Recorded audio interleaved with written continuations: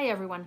So last time we had a discussion where we applied an ancient concept, which is ethics, to the COVID situation. Today we will do the same. We will go back to the Greeks and talk about logic, about syllogisms, about fallacies, and about citizenship, and see how we can apply those to the current situation.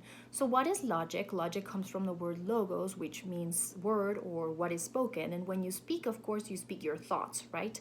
So that's the root of logic. And logic really is a systematic study of forms of inference. So how thoughts can be aligned so that they lead to a conclusion. Let's say A takes me to B, takes me to C, takes me to D, and therefore A takes me to D, right?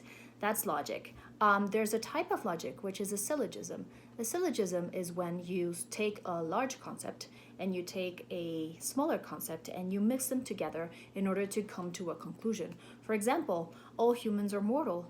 Socrates is a human, therefore Socrates is mortal. This is something Aristotle used to say, right? So another very important concept inside logics is the concept of a fallacy or non sequitur. A non sequitur or fallacy is when you have an idea that seems to be correct, that seems to be logical, but somehow there's a little glitch in it and it doesn't work, right? Hasn't it happened to you when you're like trying to do a math problem, right? You follow all of the rules, you follow all of the procedures, but if you make a tiny mistake somewhere, then the whole of your result means nothing. So let's talk about the fallacies that we might be engaging in, the errors of logic that we might be engaging in this COVID situation. I've heard some of you students thinking, hey, why don't I get sick and therefore participate in herd immunity? So if I get sick, then I'm cured, and then now I'm immune, and then now I participate in the herd immunity of the group. Hey, that sounds like a great idea. Let's get a bunch of people immune so we can go back to school, go back to work, and go back to normal. Except now is not the time. And so it is a fallacy to think that. And let me give you two examples of why. The first one is when you get sick, right, you don't necessarily know because you may be asymptomatic and you may just be carrying the virus for 14 days. So you're healthy, you're feeling healthy, you go see your friend, they're feeling healthy too, and you get infected. And for 14 days, you might be infected without feeling sick and doing normal things and maybe talking to your neighbor, talking to your cousins, hanging around the people around your household, maybe even getting on public transportation or going to public places like supermarkets. In one day last week, just to tell you, like, give you an idea, 41 people that work for the transportation system in New York died in one day. So can we help the poor bus driver who for 14 days you don't know you're infecting and you might end up killing? So we don't want that, right? We don't want to kill anyone.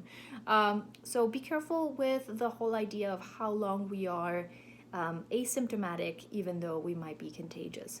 The other thing that worries me about the fallacy of herd immunity right now is the fact that our health systems around the world, and specifically in the US, are completely overwhelmed, right?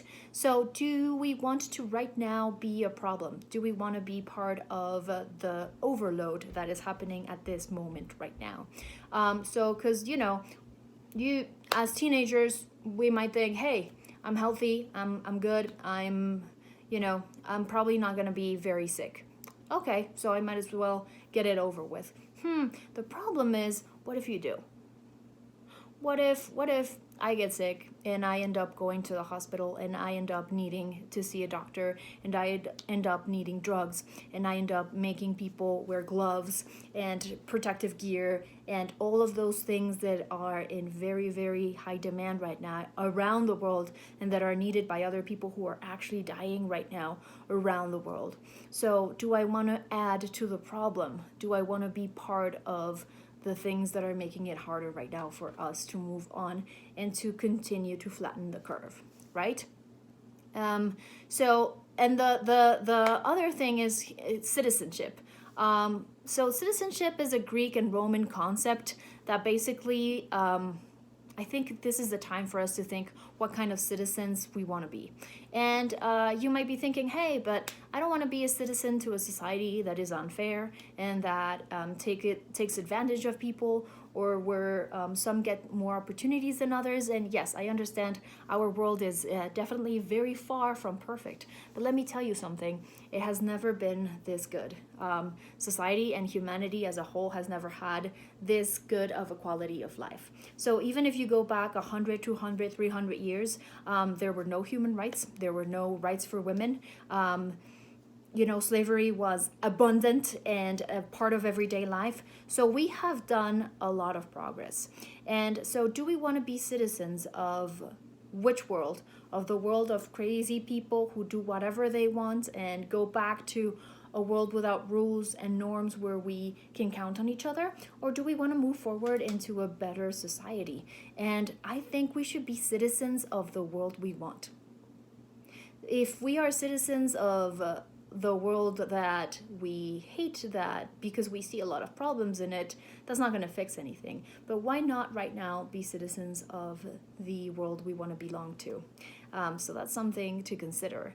And especially when we're considering that every time someone gets sick and every time we create more problems because we get one person sick and then they get 5 sick and that person gets another, each of them gets 5 sick, as we were talking last time, you create a spike, right, in the flattening of the curve.